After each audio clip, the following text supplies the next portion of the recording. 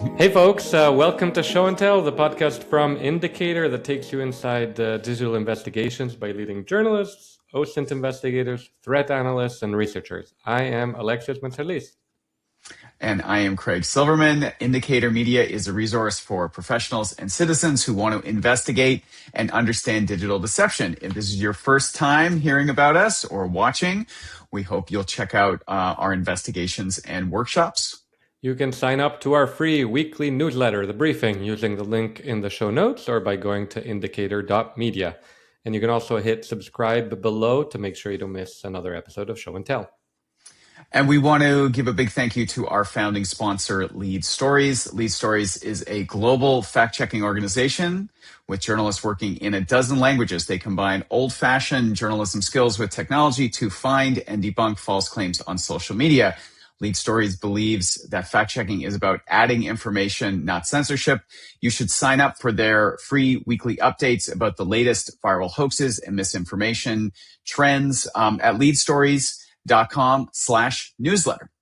So today we are excited to be talking with two Wall Street Journal reporters who are behind a really great, really cool investigation into Polymarket's deceptive marketing practices.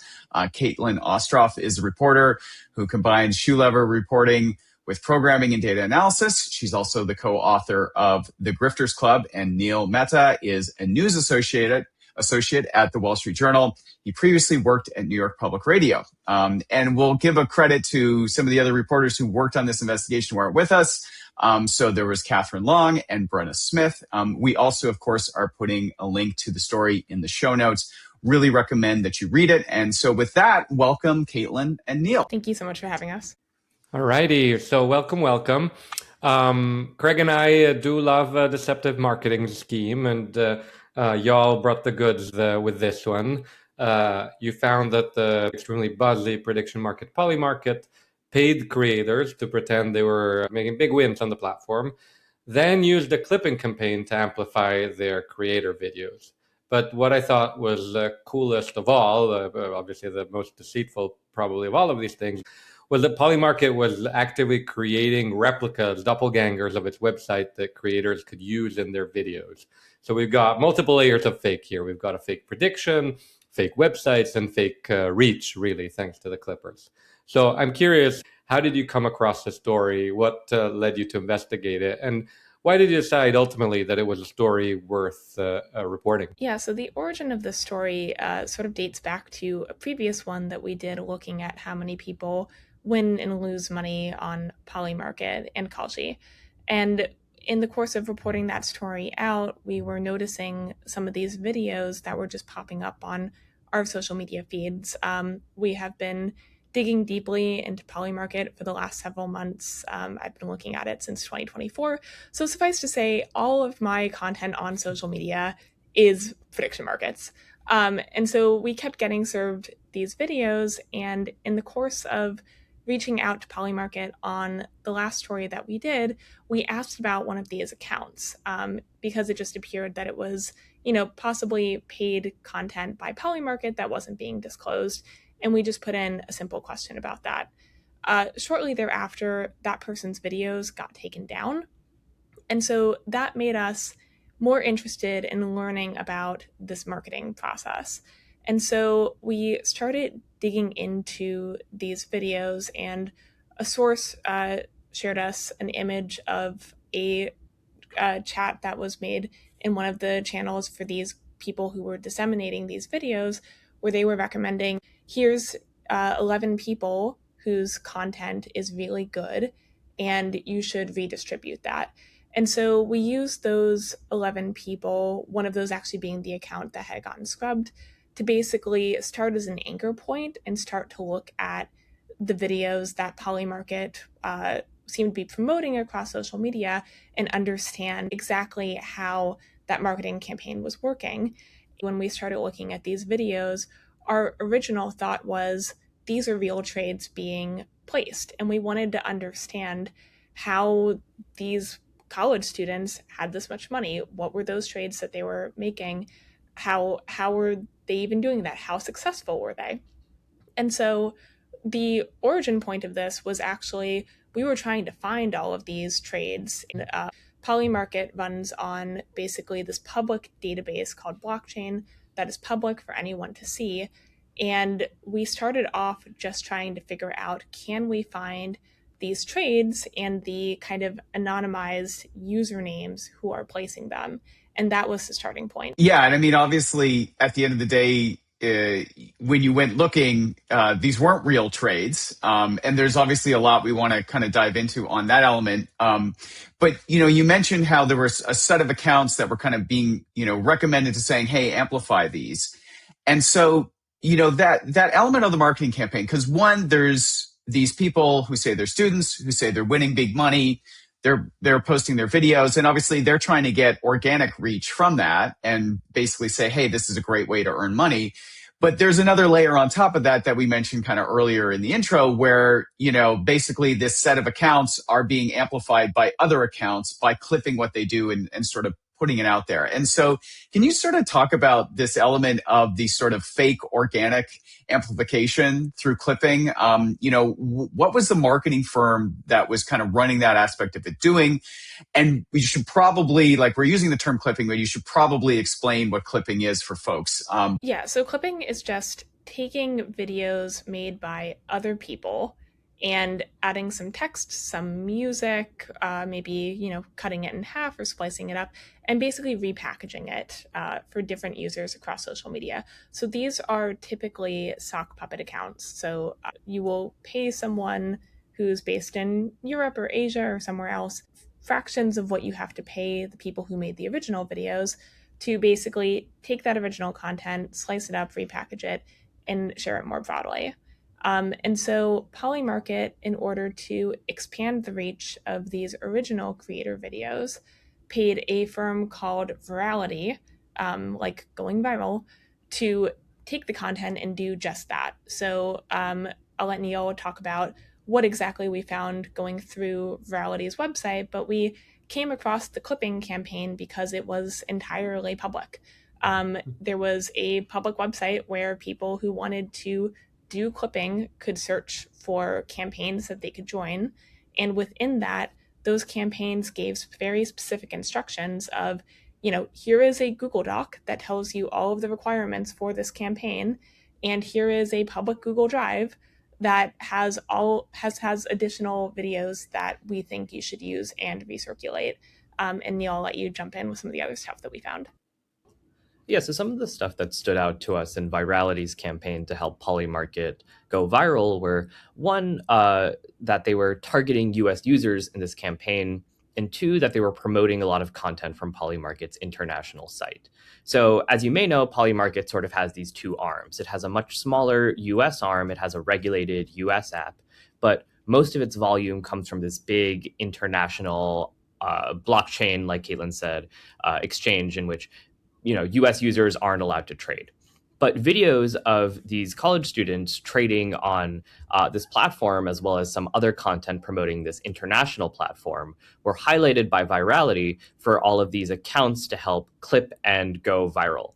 And not only that, but those videos targeting the offshore platform were specifically targeted to US users. So we found one document that laid out specifically that these creators needed to have a 60% US audience in their videos in order to get paid. And that was something that ended up making it to our story because it was quite notable that this platform that should be, barred from US traders is actually promoted to those same traders. Yeah. You write in your investigation notes that you analyzed more than 1,000, I think it was 1,105 videos. It's a lot of videos, as Craig and I also often tend to have to wrangle large amounts of video accounts, channels, etc., which gets unwieldy. But also how do you actually put these together? Where do you start? Where do you stop? Can you walk us through a little bit how you collected them? What maybe queries you made? Obviously, past your few seed ones that were recommended to you, and then maybe show our viewers, listeners, a few of them. Yeah, so I guess our first question in figuring out what we were going to look at was the scope. And so, again, we were served so many of these videos that we easily could have just pulled in literally everyone that we saw, but from a methodological standpoint, which Neil and I think a lot about doing data analysis and data reporting, it didn't feel like a definitive landscape. And so we took the list of those recommended accounts that were given to these clippers recirculating these videos, and we looked at all of the videos that they had posted on TikTok. The reason that we chose TikTok to focus on is, one, we looked across platforms, so they were posting these to YouTube Shorts, Instagram, and TikTok usually, typically under basically the same account name or a slight variation thereof. And the content was basically the same across platforms. And so TikTok actually had better and more easily attained public data on what the reach was that each of these videos got. So using programming, we could see the number of views that videos got, the number of likes that they got, and it gave us sort of an additional quantifiable part where in the story, we talk about some of the reach that these videos got. And, the original corpus of the 1105 reached about 15 million people. When you add the clippers in, that grows much, much larger. And so the first question we had sort of was, what is the universe we're looking at? And from there, we were really just trying to figure out, well, I guess we should talk about realizing that the videos were not, in fact, the real Polymarket. But then we, in taking this corpus of videos, wanted to figure out how those markets would have actually resolved. And so one of the interesting things with Polymarket is you can see publicly on the blockchain and in data through their API, which is basically just the backend to be able to pull data from a company or a server. You can see the slugs of the market, so the URLs. So I'm going to share my screen for just a minute. So this is just a market for the World Cup winner. But the slug of markets are that bit after the event. So in this case, World Cup winner. But you can go to specific slugs for these other markets. So you can get the link for the France game specifically. And you can see that now there's a number tacked on the end. And through their public data, you can query this once it resolves to an outcome to either see whether it has an outcome, whether it resolved yes or no. And so we thought about, how do we go about pulling this data of all of the market slugs for these videos to actually see how markets resolve and when that happened. So that was kind of the other big component that we thought about was, we have these videos, they give us X amount of information, which I'll let Neil talk about more in a second. But the second end of that was, what can we understand through public data about how these markets actually resolved using public APIs, and how does that compare to what the videos suggest? Yeah, and I guess just to jump in here, as you and many of your listeners know, when you're sort of starting out on an investigation like this, you don't quite know exactly what you're looking for just yet. You don't kind of know the universe of things that you want to record about all these videos. So one thing that I'm really glad that we did is that before we dived in and started extracting information from all of these, 1,000+ videos that we were interested in, we first kind of looked at a subset of them manually just to scope the landscape and see what could possibly even be interesting about them. And so in that process, we were trying to figure out what about these videos might be worth recording in the first place. Do we care about the length of the videos? Do we care about if there's multiple people in a video? You don't really know what's going to end up being interesting at the end. And it was actually in this process that, we decided that first we're going to look at, like Caitlin said, where these trades are showing up in the blockchain. And then we tried to record some other kind of interesting information. But as we started recording that preliminary information for a small subset of videos, we were like, wait a minute, this is really strange. None of these trades are in the blockchain in the first place. So I think it was a great example of how sometimes you kind of have this taxonomy of things that you want to collect and analyze, but you realize that your existing taxonomy actually makes no sense at all because all this data that we're trying to collect from the blockchain just doesn't exist. I mean, that's kind of the crazy part about it is by default you're assuming like, oh, these must be real trades. But then you go and you look at the videos and you realize, well, we can't find these markets, we can't find these trades on the actual blockchain. And that's, I guess, where then you probably like go back to the videos and you look at them really close and you're like, wait a minute, what is actually on this screen? So maybe you could actually like show us a video or two and walk us through at that next level of the investigation where you start to realize we can't assume that this is a real trade. And so we have to understand what exactly they're showing in this video, because that seems to have unlocked one of the key findings of the story, which is that these are all fake trades. They never really happened. There's people talking about, making easy money and it's all fabricated. So maybe you could just do kind of like a blow by blow on a video of the things that are worth noticing and capturing that you ended up, I guess, putting in a spreadsheet, right? Yeah, so why don't I go ahead and share my screen and show you one of the videos that we looked at. So here's a video of someone appearing to trade money on Trump saying the word McDonald's in the month of January. Trump say McDonald's in January? As usual. But in the old days, McDonald's... No! Okay, so looks, it looks like Polymarket, it smells like Polymarket, and at first glance, that's what we thought as well. And so we sought out to find trades that were like these. But as we kind of scrutinize these videos more closely, we realize that there are these very subtle discrepancies between the platform that we're seeing on this website right here and the real Polymarket. So the first one I want to turn your attention to is the tab name. So you'll see right here that the name of this tab, the title of the website, as it's called, is not Will Trump Say McDonald's in January, but it's simply Polymarket. Now, that's an interesting discrepancy because on the real Polymarket website, each page is titled by the market that you're trading on. It's not titled Polymarket. So that was a little weird. But the discrepancies sort of keep adding up, right? So if you kind of look really closely at the date at which this market is supposed to resolve and the traders are going to just figure out whether they made or lost money, that date is January of 2026.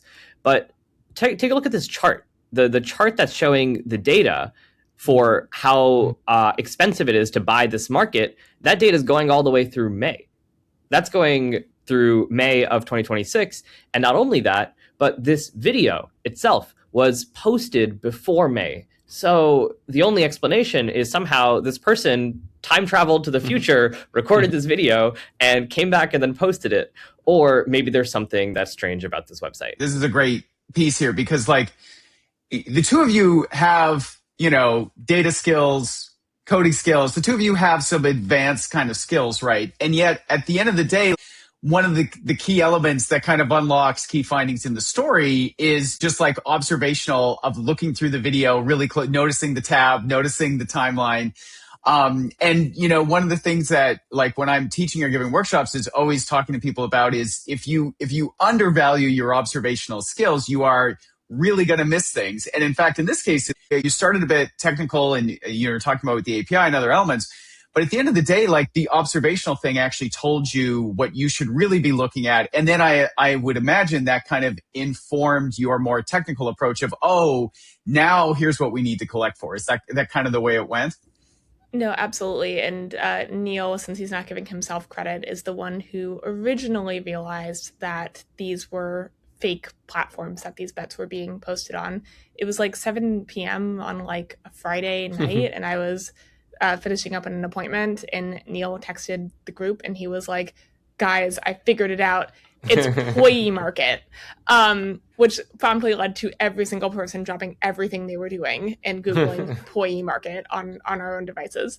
And that was really the moment where we realized that this is not just trades being placed. That the reason we could not find anything in our database was because these trades just didn't exist. And so it completely changed our approach and how we thought about what we were reporting. And I think that was the moment where, to answer a previous question, we did realize it was a story, because it was no longer just a story or a reporting exercise trying to figure out, how are these accounts being funded? Are these trades lucrative for the people placing them? It was, why are they using Polymarket? What are these videos actually showing? And does that actually measure up to what would have happened in real life? And so the marketing firm or Polymarket itself provided kind of these dummy sites or the dummy bets to play on. What was the actual mechanism? Yeah, so just wanted to distinguish two things. The videos of these college-age creators that are appearing to place trades, that part of this marketing campaign was actually directly orchestrated by Polymarket. That one wasn't outsourced to a third party. And so Polymarket themselves had actually built this site and then had shared it with these creators, and then the creators used this website to appear to place trades that they didn't. Now, I think that's where the marketing, frankly, that's bananas. I think it's the first time I've heard, the companies fight doppelganger websites all the time, and here Polymarket is creating their own fake replicas. Was it like it was live website? Like when you Googled Polymarket, it returned something, or it was just a dummy ghost site that didn't have a public presence? So at the time, the website had a password protected login, so we weren't able to go inside and see what was behind it. However, we were able to speak with people who have worked with Polymarket who sort of explained this entire workflow. And so essentially what happens is they receive a password so they can enter this website. It's sort of like a Vercel website, if you've used that before. And then once you're in there, you can sort of set the amount of money you have in your account, and you can input any market that exists on the real Polymarket, and it'll sort of spin up this mock-up page. And once you have this mock-up page, you can interact with it as if you would on the real Polymarket, but of course, no money is being exchanged. That's crazy. Just one thing before we want to generalize a little bit so that people who are listening can maybe go look for their own stories on Polymarket, like you all did. But once you settled on these kind of seed videos, understood what you're looking for, did you use anything to extract the domains from the videos that you had, or was that at that point you knew the domains that you were interested were a handful, or kind of was there anything that you used, any tools or any kind of script to categorize the full 1,000+ videos that you were looking at? I mean, honestly, most of this was manual. There was a small amount of code that was used for, transcription of some videos and essentially that. But by and large, this was largely a manual effort. So we reviewed all 1,105 videos. We were looking at how the markets would resolve for each of those. Some of that did pull from our database just because we had those markets and the outcomes already saved. But by and large, when we looked at, what actually happened, how much was put down in the video, like what that would have returned, those were all manual review. And so we all went through, the four of us who were bylined on the story, and, broke it up, looked at different videos, and then we re-reviewed each other's videos just to make sure that we had gotten it correct.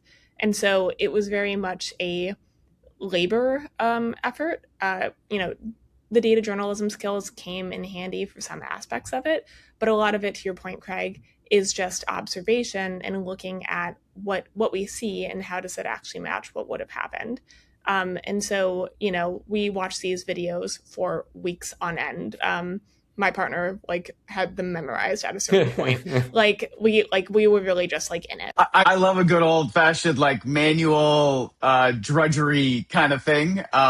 It's good for people to remember that and be reminded of that. I mean, look, as you said, there are ways you could probably have automatically extracted the scripts that people were saying, and you'd probably find they were repeating a lot of certain phrases because I've looked at some of these undisclosed marketing campaigns as well. And definitely when they find lines and hooks that work, they're like, okay, all creators should be using this. So they replicate it. But, there are certain things that you want to see it for yourself, right? You want to watch them for yourself. You want to know, you don't want to hand it over to an AI generated summary. And I think, there's lots of ways where automation and other things can help. But at a certain point, you've got to have your eyes on stuff, or you just, you don't feel sure about what you can put in your findings, but also you just don't know what you're missing, I guess. Well, and it's funny you say that because, again, we're journalists. Speed is everything to some degree. And so there was a point where I took one video and I was like, these are all the red flags. Can you identify others? And it was like, this is a real Polymarket website that you have given me. And I was like, well, even if I wanted to try, that's not going to be how this goes. Thanks for nothing. Amazing. So, you mentioned throughout this chat that obviously Polymarket has an API, and you weren't finding these transactions. So that's kind of one of the things that set you off. How I've played a little bit around with the API, but how does the API work? What can you access? I know you're mentioning before US, non-US, but what's available out there for folks who want to look into the prediction market, knowing that there are also actually several dashboards built on top of it. So there's some third-party action. But if someone wanted to dive directly into the data stream, what could they do with a Polymarket API or other things that you guys played around with? Yeah, so there's two components of the API, essentially. One is the raw blockchain transactions, which you can there's a bunch of repos that exist on GitHub, which is a code sharing platform that will help people kind of parse through the blockchain data and take out those individual transactions. And then the other part of it is sort of the more traditional API, which is basically just pulling in market slugs, when markets go up, what the price is for them. So you have kind of the trade information as one component of who's actually placing what orders and what bets.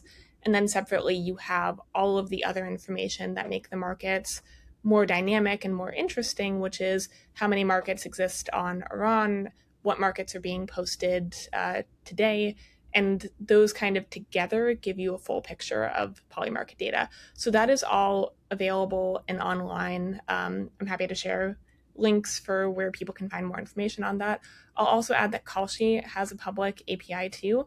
The difference between Kalshi data, which is Polymarket's primary competitor, is that the Kalshi data, while it gives information on markets and pricing, and stuff like that, it does not include granular individual transactions.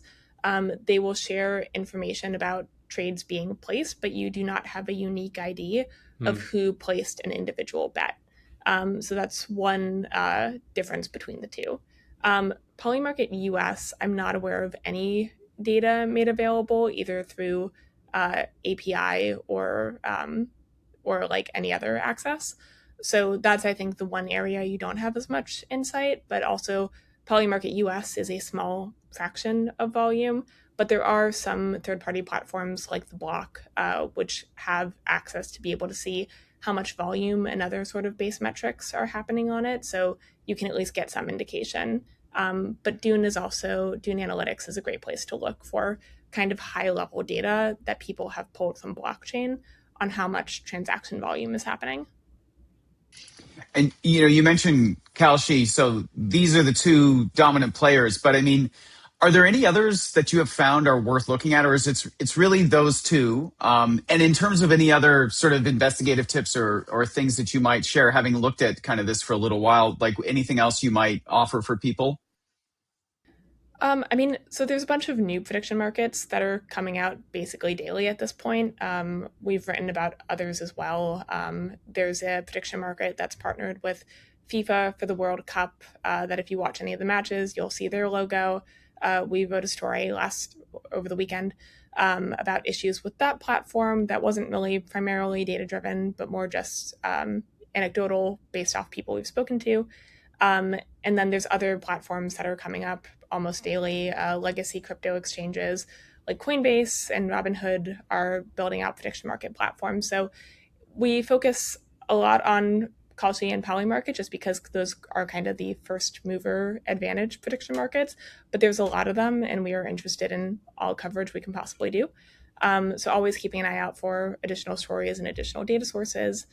And then in terms of, I guess, other investigative tricks, me personally, so I used to cover crypto as kind of my primary focus for about 5 years here.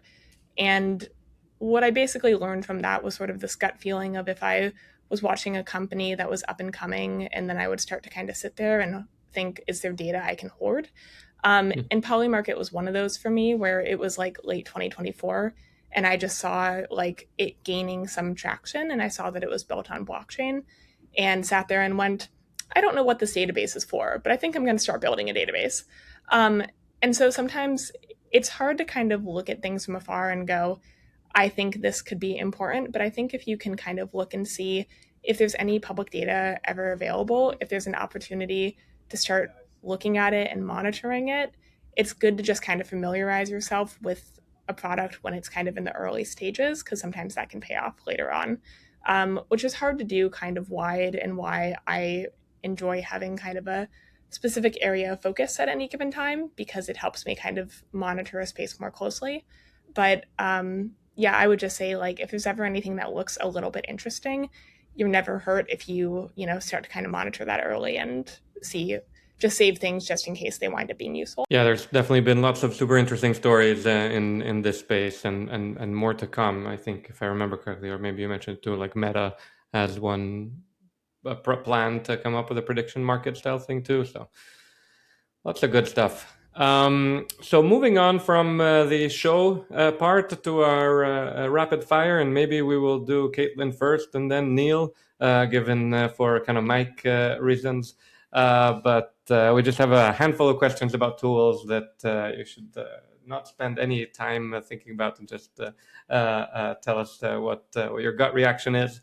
Caitlin, you get to keep only one tool that you use for your reporting, research, or analysis. Which is it? Oh, God, that's a really hard question. I think White Pages is a really underrated tool, if I'm honest. Like the phone directory, right? Like the phone directory. Okay. Not specific to the Polymarket investigation, but I think that it's a great resource in addition to finding contact information, but also family history and other people who are in people's networks, and for breaking investigations. It's one of my favorites. Nice. Neil, why don't you weigh in on that one too? Oh, this is a really hard one. I was trying not to think about it when she was talking. I think my gut reaction is, so I'm like an R programmer by training, and that's been my kind of go-to tool for a while. So I would have to say that. I don't think I could really live without it. I think especially when you're kind of going in and like you have data of all sorts of shapes for a story that just hits you and you kind of want to play with it and see what's interesting, I usually go to R first. Nice. Okay, let's keep you, Neil, and we'll alternate then. So, do you use any coding assistants, like AI ones, and if so, which? Cloud Code, Google Anti-Gravity, OpenAI Codex, whatever's on your boat. I use a lot of Cloud Code. I think that's kind of been my primary these days. Yeah. Caitlin? I use Cloud Code, and also I find it's better for programming, and like Gemini weirdly is like better for OCR. So I'll kind of trade off tools depending on what my needs are. Interesting. And sorry, OCR for any listeners who don't know. Sorry, optimal character recognition. So basically, if someone sends you a picture of like a document and then you can't like highlight the text over that with your cursor, it extracts the text from that and just returns that to you. Pre AI, I would write a Python script that did that, which was more tedious. Yeah, a lot of tedious tasks. I remember transforming milliseconds into like legible dates. I'm so glad not to have to do that ever again. Do you have, let's start with Caitlin, do you have a favorite Google search operator, like site colon or? I love file type. That is my personal favorite. File type PDF or what, depending on what you're Depends. after? Usually it's PDF, but sometimes it's docs or Excel and occasionally text files. Yeah, nice. Neil? Oh, I have to go with date restriction. So before this year or after this year, I'm a big fan of that one. Yeah, super valuable. Which, you again, Neil, which dead tool or feature would you bring back if you could? Oh, that's a great question. This is sort of an OSINT one, but Google Plus used to be a great tool to kind of see people's social media histories linked to their Google accounts. And now that that's no longer active, it's not really an option. So I think that was really a treasure trove, and I wish I could bring it back from the dead.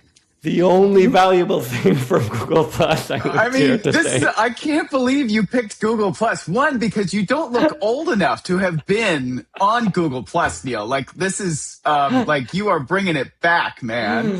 And so, were you finding people's old Google Plus files like in the Wayback Machine? Is that where you were looking at it, or? I'm not. I remember Google Plus. I'm not that young, Greg. Though I'm flattered. I love that. Yeah. My God, Google Plus. Caitlin, of all the choices, that's amazing. It's amazing. No, I love it. Yeah. I love it. We had a lot of crowd tangles over the interviews, and so I very much welcome something off-piste. How about you, Caitlin? Can you top Google Plus? I don't think I can top Google Plus. No, I feel like at the moment I am most mourning archive.org of like 2 years ago. Like the declining functionality has personally killed me on a very personal level. So I would love to get that back. Yeah, shout out to the good folks at the archive and kind of the attempts they've made to maintain the internet's history and the struggles they face. Cool. So one kind of touch grass thing, which is our last question. What is your favorite thing to do away from your computer or phone, Caitlin?